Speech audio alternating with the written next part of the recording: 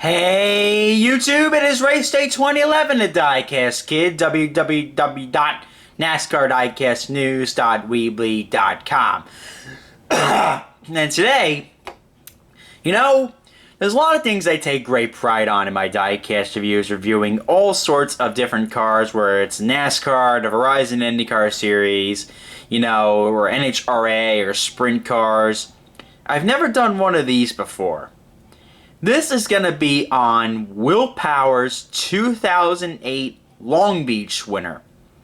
What is so significant about this magnificent car you see in front of you? By the way, this car is on a base. You can unscrew it, but unfortunately my car would not come off it. So it will be remaining on this base for the remainder of whenever I want to leave it on. So the significance of this car is that this is the Champ Car finale winner. Champ Car and the IRL were split for about 18 years. Not 18 years. No. 12 years. Good God. 96 through 2008 is not 18 years, Rob. God almighty. From 96 over to 2007, the open wheel racing world was split in half. And a lot has changed since the merger of the IRL and Champ Car. And I think to celebrate, a unification and to celebrate a new season of the Verizon IndyCar Series coming soon, I like to take a step back in time at some of these diecasts. And, Champ Car was amazing. I mean, I look back at some of the old races, and I know some of the old Champ Car fans are probably going to watch this video. And if you're an old Champ Car fan, it's been a long road since Champ Car has been long merged with the IRL, and I grew up at the IRL. I mean, I didn't know much about Champ Car, but, I look back at some of the races and I go, oh my goodness, those Reynards, the Lolas, the Swifts, they were just some of the most amazing cars out there on the planet. And I'm starting to warm up to the Panos DP01, which is this model right here. So this is the 2008 Long Beach winner for Will Power. It is the last Champ Car race that was ever run under Champ Car sanctioning. Fun fact about this race, when the IRL and Champ Car merged, there was one Champ Car race that they wanted to keep, and that was, of course, Long Beach. Long Beach was run on the same weekend as Motegi. Do not get me started on Motegi, because we all know what happened in that race. Danica won the race. And they interviewed her the next day. On the last lap of Champ Car, they could have had a lap of silence. They could have done all the history of Champ Car, all the winners of Long Beach. They had to interview Miss Danica Patrick. Don't get me triggered, please. Anyways, time to go over this beautiful looking piece of diecast. And as you can see, this comes on a base that says Will Power Long Beach winner. Let's proceed to the front of the Panos DP01 car. We have Aussie Vineyards logo. We have WPS. Got KV. This was back before it was KVSH. SH. Bridgestone, which is, believe it or not, that is Firestone, just rebranded in their European company. Bosch. Cosworth. We'll go over Cosworth here in a second. Let's see, some other little sponsor here. I believe Maui Gym. Not sure what that is. Henry's Market. Wow, Sight and Sound, General Electric. On the nose of the car, we have GE, AGG, Wow, and Maui John. Number 8, the Australian flag, and the Aussie Vineyards logo, which that is supposed to be facing you when you have the onboard shot. Also facing on the onboard shot, we have Plantronics, Smart and Final. Very appropriate for this diecast. I believe we also have a beautiful looking Bridgestone logo. And we have AussieVineyards.com. Smart and Final.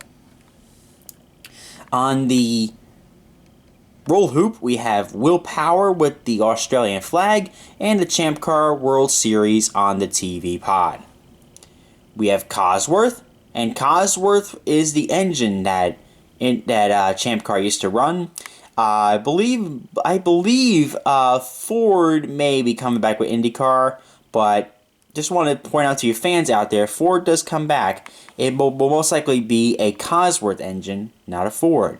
So before you go, Ford's breaking down the road, No, that's a Cosworth breaking down. Fortress badge is the engine. Bosch, Australian flag, authentic Australia. The Aussie Vineyards or Australia, whatever the heck that is. I don't know what the heck that is. Got Bridgestone Potenza tires. Bridgestone, number 8, the Aussie Vineyards logo. Aussie Vineyards, smart and final on the road course wing. I love the road course wings on these cars. Then again, back then, Champ Car only ran on road courses. Got Henry's Market, and there's the onboard starter, where you stick the little starter in there, and it starts up the engine. These engines need assisting starting up, by the way. They don't start up like the NASCARs do. And this side's the same as the left. I love this car. Just a beautiful looking model. And if you can ever have a Champ Car diecast in front of you that is at a reasonable price. Oh, by the way, we're going to pop up the engine here. And we're going to show you the engine detail. Not much engine detail. I mean, it's really just a molded out engine inside the Cosworth engine. The Cosworth engines were just beautiful. They really were. So, I will say, though, if you have the opportunity to purchase a Champ Car, my always wing's a little loose here, I know, unfortunate. But if you have had the opportunity to purchase a Champ Car for a reasonable price, do it. Champ Cars are becoming such a rarity these days. They really only produce so few of them, and I believe in the coming future we will have more Champ Car reviews to film. I want to get the Sebastian Bourdais cars, and I want to get the Graham Rahal car. So this would be a nice little addition for a Greenlight collection to have the Greenlight Champ Cars. So anyways, let's go over the paint scheme here. I mean the livery, excuse me. Livery is the right terminology. Anyways, on the wing we have all dark green, and the dark green goes onto the nose, and the nose kind of has little spikes to it, and the spikes abruptly transition to light green, then eventually goes to yellow. And the top of the nose, first parts of the tub are all yellow. Once you get to the driver's cockpit, then it turns to green. So you can see right here, it turns from yellow to green. The side pods are green. The whole back of the car is literally covered green. The back wing is all colored dark green. There you go. That's your livery review. How about that? This side the same as the left. Time for a rating. Personally, the chassis gets a 9 out of 10. It served its purpose. It did its job for the last year of Champ Car and for the last race of Champ Car. And what a nice paint job this is. Really nice livery. And you can just tell that Greenlight just did it. It almost hit a home run with these cars. They did a phenomenally good job. And, you know, I got this for $150 from a diecast dealer on eBay.